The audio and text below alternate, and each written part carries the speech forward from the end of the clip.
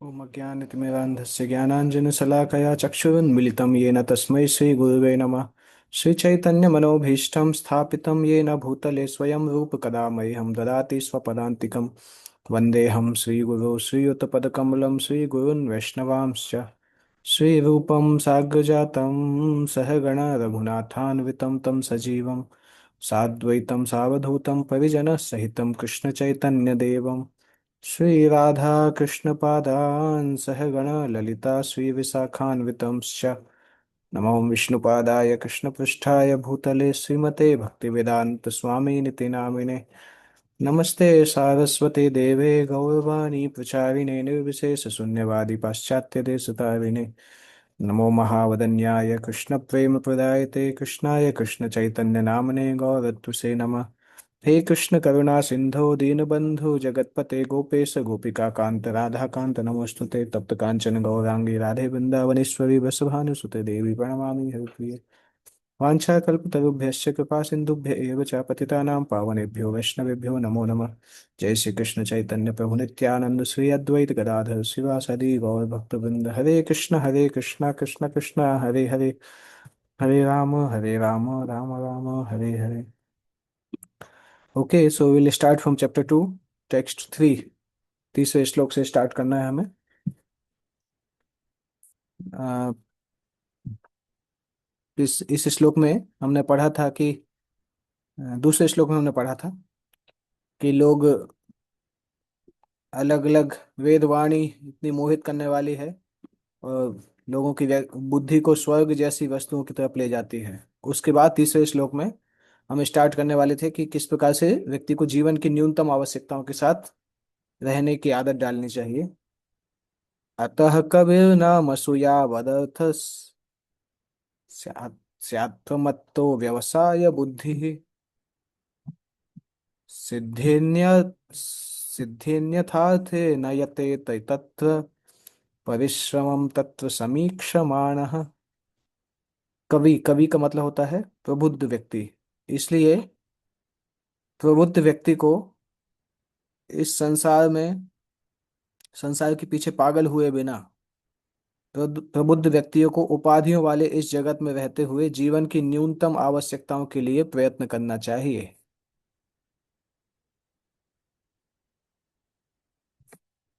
उसे बुद्धिमत्ता पूर्वक स्थिर रहना चाहिए और अवांछित वस्तुओं के लिए कभी कोई प्रयत्न नहीं करना चाहिए, क्योंकि वह इससे व्यवहारिक रूप में यह अनुभव करने में सक्षम होता है कि ऐसे सारे प्रयास कठोर श्रम के अतिरिक्त और कुछ नहीं होते।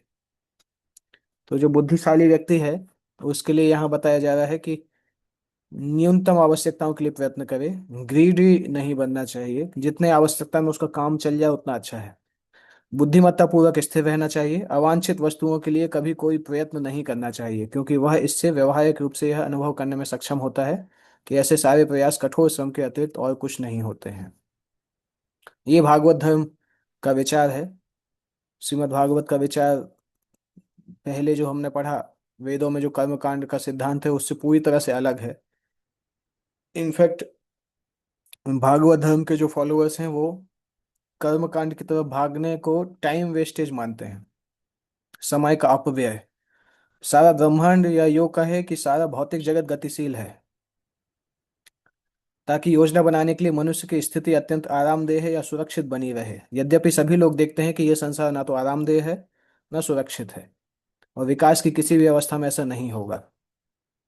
कुछ लोग इसके पीछे प्रमत्त रहते हैं, मतलब भौतिक जगत की जो भ्रम है, प्रगति का जो भ्रम है उसके पीछे प्रगत प्रमत्त रहते हैं। जो लिखा है यहाँ पे, स्यात् प्रमत्तो व्यवसाय बुद्धि। तो बुद्धिमान व्यक्ति को प्रमत्त नहीं रहना चाहिए। सामान्य व्यक्ति निश्चय ही इसके भ्रामक प्रगति से प्रमत्त रहते हैं। आगे प्रभुपाद जी बहुत महत्वपूर्ण चीज लिख रहे हैं, यह सारी भौतिक सृष्टि केवल नामों की जादूगरी है, स्ट्रिंग्स ऑफ नेम। जैसे कोई व्यक्ति संसार से जाता है उसका नाम भूल जाते हैं, कुछ समय तक याद रहता है फिर धीरे धीरे सब गायब हो जाता है। तो ये भौतिक सृष्टि केवल नाम की जादूगरी है। केवल ये देखा जाए तो ये पृथ्वी जल अग्नि जैसे पदार्थों से बनी हुई है और मोहने वाली सृष्टि है, उसके अलावा कुछ भी नहीं है। तो चाहे इमारतें उसमें आ जाएं, डेकोरेशंस आ जाए, कार बंगला मिल फैक्ट्री उद्योग शांति युद्ध या परमाणु शक्ति इलेक्ट्रॉनिक जैसी भौतिक विज्ञान की सिद्धियां, भौतिक तत्व भूमि जल अग्नि वायु आकाश और तीन गुण, इनसे मिली जुली प्रतिक्रिया है जो कि हमें मोहित करती है। एक्चुअल में पूरा भौतिक सिविलाइजेशन इसी के अंदर आ जाता है। ये सब कुछ मोहक सिविलाइजेशन है एक तरह से देखा जाए तो आत्मा के लिए। उतना आवश्यक नहीं है, क्योंकि वैदिक समय में ये सारी चीजें उतनी नहीं रहती थी। व्यक्ति का जीवन ज्यादा सिंपल रहता था, तो आध्यात्मिक चेतना उसके अंदर ज्यादा रहती थी। चूंकि भगवान का भक्त इन्हें पूरी तरह जानता रहता है, इसलिए वो इन अवास्तविक वस्तुओं को सृजित करने में रुचि नहीं लेता, जो समुद्री तरंगों के बुदबुदों के समान है। समुद्री तरंग के बुदबुदे हमने देखे हैं कि एक क्षण बनते हैं, दूसरे क्षण खत्म हो जाते हैं। भौतिक संसार की वस्तुओं का वही नेचर है कि ये तरंग के बुदबुदों के समान है। और सभी लोग एक दूसरे से कंपटीशन में रहते हैं कि किस प्रकार से हम कंपटीशन करें और हमारा नाम इतिहास में रहे। परंतु समय के साथ साथ सब भुला दिए जाते हैं, कितना ही बड़ा व्यक्ति हो, काल सबको भुला देते हैं। भागवत धर्म के फॉलोअर्स समझते हैं कि ये सब कुछ टाइम वेस्ट है। एक्चुअल में मानव समाज की एनर्जी इस पे वेस्ट की जा रही है। सकाम कर्मी को संपत्ति, स्त्री तथा भौतिक मान सम्मान की चाह होती है, किंतु जिन्हें वास्तविकता का ज्ञान है वे ऐसी मिथ्या वस्तुओं में तनिक भी रुचि नहीं दिखाते। उनके लिए समय का अपव्यय है। मनुष्य जीवन का प्रत्येक क्षण महत्वपूर्ण है, इसलिए प्रबुद्ध व्यक्तियों को समय का उपयोग करने में काफी सतर्क रहना चाहिए। चाणक्य पंडित ये बताते हैं, जगत में सुख की योजना बनाने के लिए मानव जीवन का एक पल भी अगर वेस्ट किया तो लाखों स्वर्ण मुद्राएं खर्च करने से भी वापस नहीं मिलेगा। इसलिए जो भक्ति कर रहे हैं उनको भौतिकतावादी वस्तुओं से मोहित नहीं होना चाहिए। मोहित तो होना अच्छा नहीं है कि हम जैसे बाहर के लोग मोहित हैं उसी प्रकार से हम भी मोहित हो जाएं। हमारे लिए क्लियर होना चाहिए कि ये जीवन इंद्रिय तृप्ति के लिए नहीं बनाया है। ये कॉन्सेप्ट हमारे अंदर क्लियर होना चाहिए कि मनुष्य जीवन इंद्रिय तृप्ति के लिए बनाया ही नहीं गया है। श्रीमद् भागवत में यही उपदेश दिया गया है कि किस प्रकार से अवांछित वस्तुओं की आवश्यकता नहीं है, न्यूनतम आवश्यकताओं के साथ हमें जीवन जीना चाहिए। मानव जीवन इसी महत्वपूर्ण उद्देश्य की प्राप्ति के लिए है, इसलिए मनुष्य को जीवन की न्यूनतम आवश्यकताओं को स्वीकार करके भगवान के उपहार पर आश्रित रहते हुए मानवीय शक्ति को अन्य किसी कार्य में यथा भौतिक भोग के पीछे दीवाना होने में ना लगाकर तदनुसार कर्म करना चाहिए। अपने जीवन की न्यूनतम आवश्यकताएं स्वीकार करें और भगवान के उपहार पर आश्रित रह के भौतिक भोग के पीछे दीवाना नहीं हो। ये भौतिकतावादी विकास जो है, सभ्यता का भौतिकतावादी विकास असुरों की सभ्यता कहलाता है। और जो मनुष्य समाज है वो सादा जीवन उच्च विचार पर कार्य करता है। विश्व के इंद्रिय तृप्तिकर्ताओं के घनिष्ठ संपर्क में आना अध्यात्मवादी के लिए आत्मघात है, क्योंकि इस नीति से जीवन का चरम लक्ष्य विफल हो जाता है। अध्यात्मवादी को बहुत इंटरेस्टेड नहीं होना चाहिए ऐसे भौतिकतावादी लोगों से मिलने के लिए जो जो इंद्रिय तृप्ति में लगे हुए हैं, क्योंकि अध्यात्मवादी के लिए अच्छा नहीं है वो। सुखदेव गोस्वामी यहाँ पे मिले परीक्षित महाराज से, जब उनको मिलने की आवश्यकता थी तभी मिले। इसलिए अध्यात्मवादी का कर्तव्य है कि असली मुक्तिकामी व्यक्तियों की सहायता करे और मुक्ति के उद्देश्य को सहयोग दे। सुखदेव गोस्वामी परीक्षित महाराज से इसके पहले कभी नहीं मिले थे। जब परीक्षित महाराज राजा के रूप में थे वो कभी नहीं मिले थे। जब परीक्षित महाराज को आवश्यकता हुई तभी आके मिले। तो ये भक्तों का कर्तव्य है कि हमारा गोल क्लियर होना चाहिए कि हम कहाँ जाना चाहते हैं, उसके लिए हमें किस किस चीज़ की आवश्यकता है। अननेसेसरी हम मोहित नहीं होना चाहिए संसार की वस्तुओं से। नेक्स्ट श्लोक। न्यूनतम आवश्यकताएं क्या कहलाती हैं? इसलिए सुखदेव गोस्वामी विरक्त जनों के लिए न्यूनतम आवश्यकताओं का वर्णन कर रहे हैं। इससे हमें पता चलना चाहिए कि हम, देखिए सुखदेव गोस्वामी ने इतना ऊंचा स्टैंडर्ड दिखाया है इन श्लोकों में कि इससे हमें पता कर सकते हैं कि हमें अपनी आवश्यकताएं किस लिमिट तक रखनी है। हम सभी इन एग्जैक्टली इन इस लेवल पर नहीं आ सकते, परंतु हमें पता तो होना चाहिए कि न्यूनतम आवश्यकताएं मतलब मनुष्य की जिंदगी किस स्तर पे भी जी जा सकती है, और उसको आइडियल मान के हम अपनी आवश्यकताओं को कम करने का प्रयास करें। इस श्लोक में वो वर्णन कर रहे हैं। सत्यांशितौ किं कसिपो प्रयासौ प्रयासैः बाहौ स्वसिद्धे ह्युपवर्हनैः किं सत्यञ्जलौ किं पुरुधान्यपात्या दिग्वल्कलादौ सति किं दुकूलैः। सत्याम क्षितौ किम कसिपो प्रयासैः। कसिपः मतलब बेड। हिरण्य कश्यपु हम देखते हैं ना, कसिपु मतलब होता है बेड, खाट या गद्दे।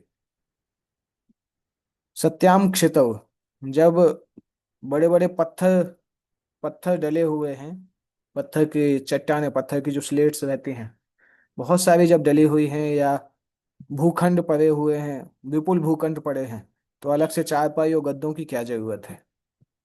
चारपाई और गद्दों की क्या आवश्यकता है जब लेटने के लिए विपुल भूखंड पड़े हुए हैं? पहले आप देखते थे गांव के समय में लोग खटिया पे सोते थे और बहुत अच्छी नींद भी आती थी। अभी आप देखेंगे कि लोग बहुत गद्दे पे सोते हैं, इतने मोटे मोटे गद्दे पे सोते हैं, उसके बाद भी नींद की समस्या होती है। तो हमें देखना होगा कहीं ना कहीं हमारी आवश्यकताएं क्या है, और हमारा नीड और ग्रीड में अंतर समझना होगा कि वास्तविकता में जीवन जीने के लिए क्या इतने विलास की आवश्यकता है क्या? क्योंकि जितना विलास की हम आवश्यकता करेंगे उतना हमें उसकी नीड फील होगी बाद में, और फिर उसके पीछे हमें कमाना भी पड़ेगा उतना ज्यादा। अगर हम अपनी आवश्यकताओं को कम रखेंगे तो कमाना भी कम पड़ेगा। समाज अभी इसी तरह से लगा है ना कि प्रमोशन होता है कि ये नई चीज आ गई, इसको खरीदिए, परंतु उसको खरीदने के लिए आपको ईएमआई लेना पड़ेगा। वो ईएमआई आपको 20 साल तक चुकाना पड़ेगा। तो वैदिक जीवन सिखाता है कि अपनी आवश्यकताओं को कम रखें, जबरदस्ती आवश्यकताओं को बढ़ाने की जरूरत नहीं, जितना कम आवश्यकताएं रहें उतना अच्छा है। क्योंकि आवश्यकताएं बढ़ाते हैं तो उसको मेंटेन करने के लिए हमें पैसा भी कमाना पड़ता है, कई वस्तुओं की आवश्यकता होती है। तो वो कॉन्सेप्ट यहाँ पे क्लियर बताया जा रहा है कि जब लेटने के लिए वो भूखंड पड़े हैं तो चारपाइयों और गद्दों की क्या आवश्यकता है। बाहु स्वसिद्धे उपवर्णई के, उपवर्णई मतलब गद्दा और तकिया। जब दोनों हाथ अपनी बाहों का उपयोग करके व्यक्ति जब ऐसा सो सकता है तो उसको तकिए की क्या जरूरत है। सत्यं जलौ किम पूर्धान्य पात्रा, जब मनुष्य अपनी हथेलियों का उपयोग करके भोजन कर सकता है तो बहुत सारे बर्तनों की जरूरत क्या है। पहले साधु पुरुष इस तरह से लेते थे ना, हाथ में जो आ जाता था उसको खाते थे। तो या वो बताया गया है कि जब अपनी हथेलियों का उपयोग किया जा सकता है तो बहुत सारे बर्तनों की जरूरत क्या है। दिग्वल कलादौ सती किम दुकूलई, जब वृक्ष की छाल है, पर्याप्त ओढ़न वस्तुएं हैं, तो फिर बड़े बहुत सारी वस्तुओं की क्या आवश्यकता है।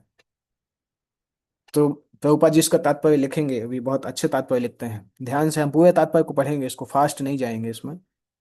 शरीर की रक्षा तथा सुविधा के लिए व्यर्थ ही जीवन की आवश्यकताएं नहीं बढ़ा लेनी चाहिए।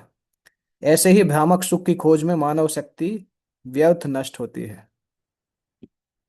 यदि मनुष्य फर्श पर लेट सकता है तो फिर लेटने के लिए मुलायम गद्दा पाने के लिए क्यों प्रयत्नशील रहता है। यदि वह बिना तकिए के ही प्रकृति द्वारा प्रदत्त अपनी मुलायम बाहों का उपयोग कर सकता है तो फिर तकिए की खोज करना व्यर्थ है।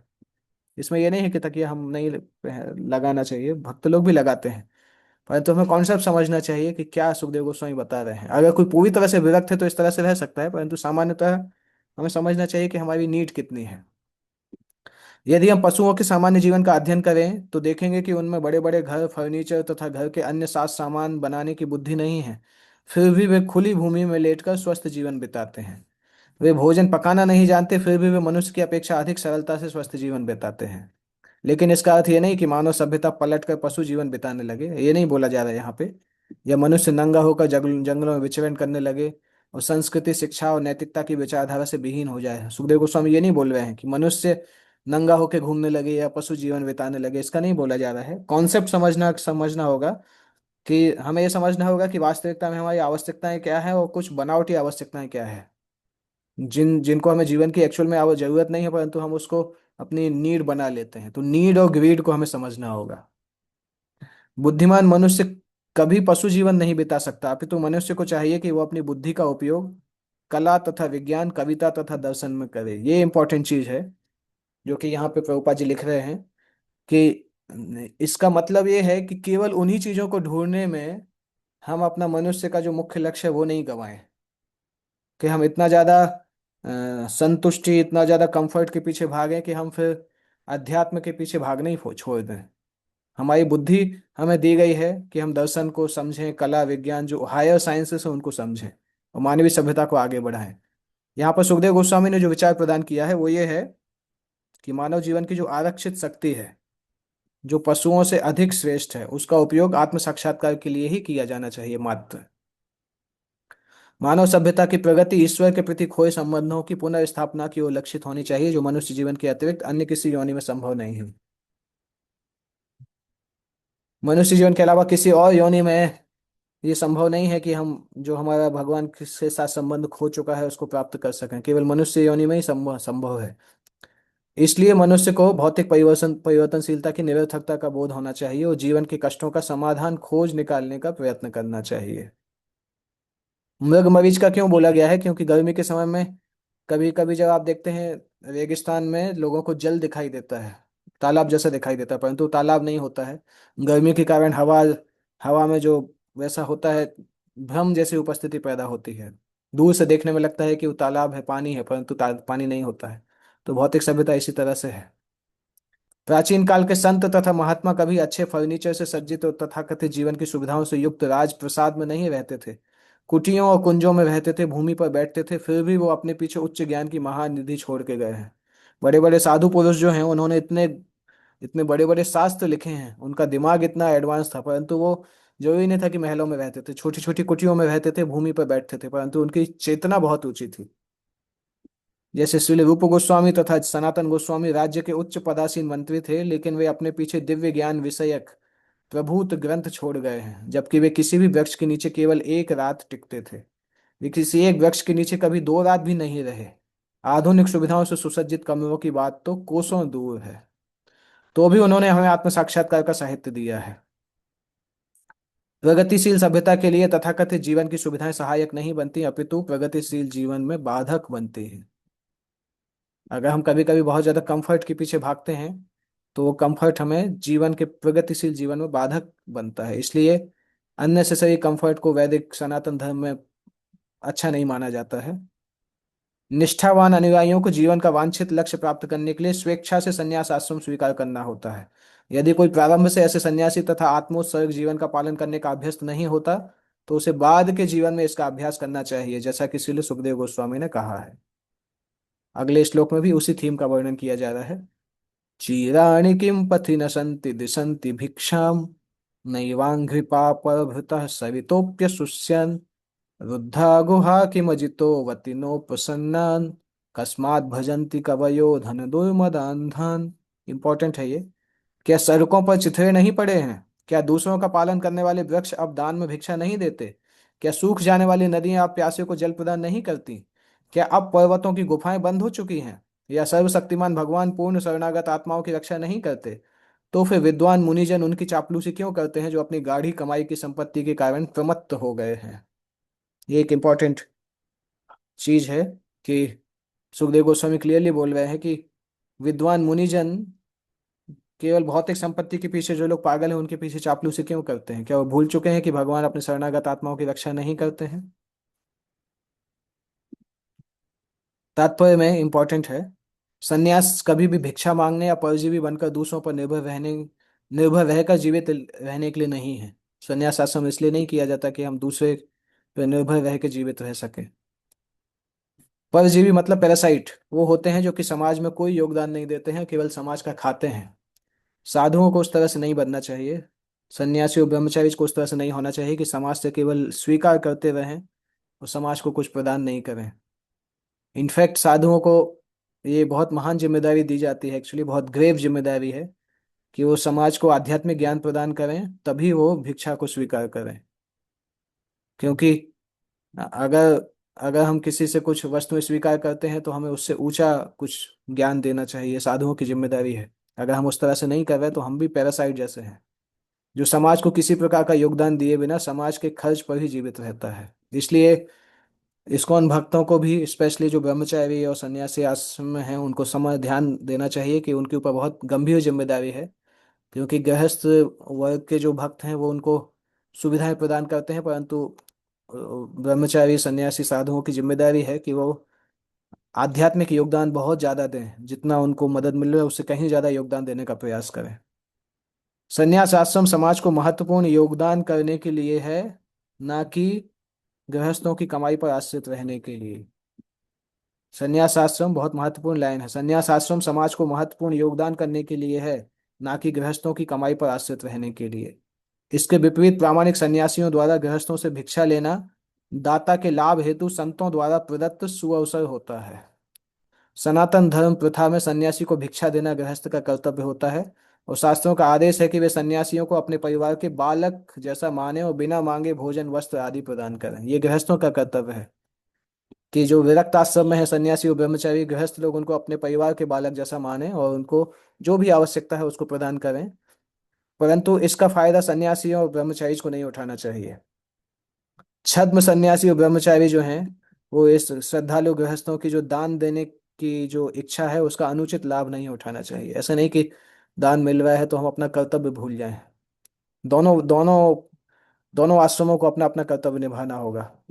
संन्यास आश्रम के प्रत्येक व्यक्ति का यह प्रथम कर्तव्य है कि वह मनुष्यों के लाभ के लिए कोई साहित्यिक कृति प्रदान करे जिससे उन्हें आत्म साक्षात्कार की अनुभूति की दिशा प्राप्त हो सके। ये सन्यासी का प्रथम कर्तव्य है। आत्म साक्षात्कार की दिशा में कुछ ना कुछ प्रदान करें जिससे कि मनुष्य का लाभ हो सके। शुल सनातन, शुल रूप तथा वृंदावन के अन्य गोस्वामियों के संन्यास काल में अन्य कर्तव्यों में सर्वप्रधान कर्तव्य था वृंदावन के सेवा कुंज में पारस्परिक विद्वता पूर्वक गोष्ठी।